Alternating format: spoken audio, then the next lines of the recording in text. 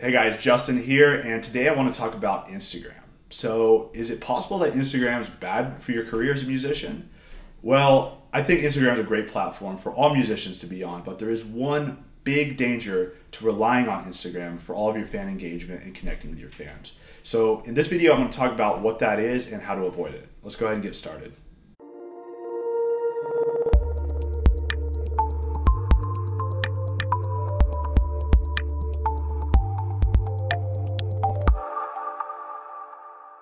All right, so first of all, I want to say that I think Instagram is a great platform for all musicians to be on. It's a great way to connect with your fans. It's a great way to engage your fans, especially things like Instagram stories, where you can post as much as you want. It goes away in 24 hours. It doesn't clutter up your actual profile.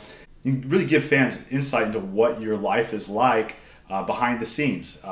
When you're on tour, when you're in the studio, just in your day-to-day life, and you really connect with your fans.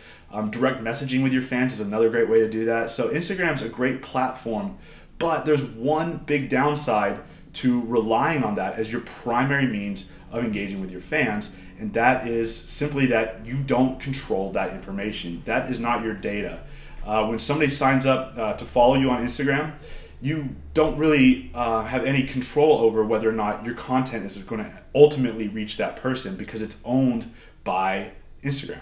Okay, so all your followers, everybody that signs up and creates an account on Instagram, if they follow you, that's great, but all that information is still owned by Instagram. And if they decide that they're not going to serve your content as much as they used to, then that's up to them. And it happens all the time. It's happened many times with Instagram, and it happens with every social platform, especially when advertising is involved. These platforms will, at some point, change the way they serve content. And a lot of times, it changes in such a way that your followers stop seeing as much of your posts.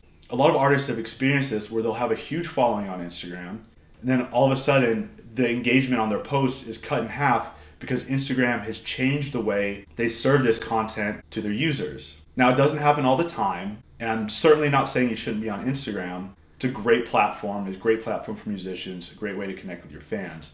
But you really don't know when an algorithm change is going to occur that's going to have a dramatic impact on the way your content is served to your fans. Sometimes it might improve your fan engagement, sometimes it might cut it in half. You really just don't have any control over it. So that's a big downside to relying solely on Instagram or any third-party service as a primary means of engaging with your fans. And that's not even the worst thing. So let's think about Myspace. You remember Myspace? Like 10 years ago, that was the place to be, especially for musicians. The way Myspace was laid out made it really easy to build an audience, engage with your audience, and get new people listening to your music. But then almost overnight, everyone switched over to Facebook. Not the artist, but all of their followers went over to Facebook.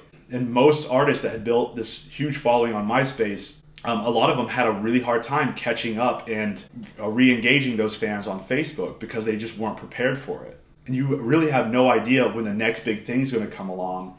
And everyone that's on Instagram now is going to move away to Instagram, maybe over to TikTok or something we never even heard of. But that happens all the time. I mean, MySpace was huge. Everyone went over to Facebook. Now Facebook, there's still a lot of people using it, but younger audiences aren't on Facebook anymore. At least not as much as they used to be. Now they're all on Snapchat or Instagram. And Instagram's been really popular for a few years now. Who knows how much time Instagram has left before most of its users find a new platform to move to, because that could easily happen within the next year or two. We really don't know. So I'm not saying don't use Instagram. I think you should absolutely use Instagram, especially if you're posting a lot on your stories and you're really engaging with your fans that way. Keep doing that. But you also need a way to have control over your fans' information so that you can stay in touch with them. And the best way to do that, hands down, is through email. Now, I personally believe that email should be your number one way of interacting with fans and staying connected with fans, and social media platforms like Instagram should be kind of secondary and help support that. But I'm not going to try and make that argument right now. I just want you to think about the benefits of having email as a backup or as a second means of interacting and engaging with your fans. Because that way, if Instagram's algorithm changes or people go to a new social platform, you still have a way to reach your fans, to get in touch with them, to contact them, to let them know that you're on this new social platform, that they should go over here, or just to let them know about an album release or tour dates. And once you have your fans' email address, you can always send them to any social platform you want. You could send out a weekly newsletter letting your fans know what's going on with your music, what's going on with your tour. You can engage with them and get them to go to your Instagram account by sharing some of your most popular posts from the past week, linking to Instagram, telling them to follow you on Instagram. So you can still go back and forth. You can take people that are on your email list, you can promote Instagram to them. You can take the people that are on your Instagram account and promote your email list. You can, on a regular basis, go into your stories, tell them, hey, be sure to sign up to my newsletter. We've got all this great content, yada, yada, yada. Stay up to date with tour information, album releases, all that stuff. You can give away some free exclusive tracks to get them to sign up to your email list and let people know on Instagram to go over there. And you can still use Instagram as the main way to connect with your fans, but you always want to have that email address because that's something that you have complete control of. You own that information. Instagram owns your fans' data on Instagram, but if you get their email address, then you have more control. Okay, so that's all I'm saying. I think they're both great. I think email's great. I think Instagram's a great platform. But you're going to have more control ultimately over the way that you can engage with your fans with the email address. So even if you don't want to make that your primary means of engaging with them right now, it's always great to have that as a backup in case your fans go off to a new platform or in case Instagram's algorithm changes and you can't connect with them in the same way that you used to. All right, so that's all I got for you today.